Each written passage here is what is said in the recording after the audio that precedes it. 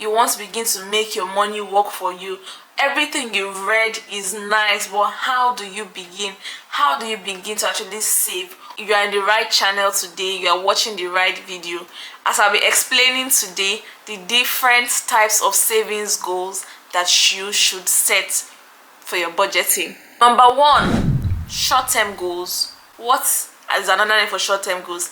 Emergency fund. An emergency fund is an amount of money that you can easily access when the need comes, when urgent needs come. Nobody plans to have an accident, nobody plans to be stranded, nobody plans to fall ill, but all these things happen. So how do you ensure that you are not running helter-skelter looking for who to lend you money when those kind of things come up? By having an emergency fund. What's the general rule? Make sure your emergency fund can sustain you as your current standard of living for 3 months. Yes, so just take up all your needs, total it, and multiply by 3. Now, I've not talked about your wants or savings and investment. No, your needs, your monthly needs, all the amounts you spend on your rent, your bills, your feeding, things that you need, your essentials, multiply by 3 and begin to save towards it. That is your emergency fund. So that should be your short-term goal. Next one are your medium-term goals. What are medium-term goals? Oh, you want to write an exam in December. You want to register for a course. You want to renovate your parents' house. You want to buy your mommy a new appliance in her kitchen, and maybe a new blender, a new air fryer, all those sort of things. So they are not urgent. It's not urgent. You don't need to do it now, but it's something you like to do in the near future. So those are like medium-term goals.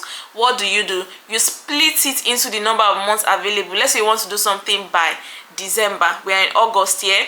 So if you have 4 months, that's September, October, November, December, you split the amount into 4 and then deduct it, save towards it monthly till you achieve it.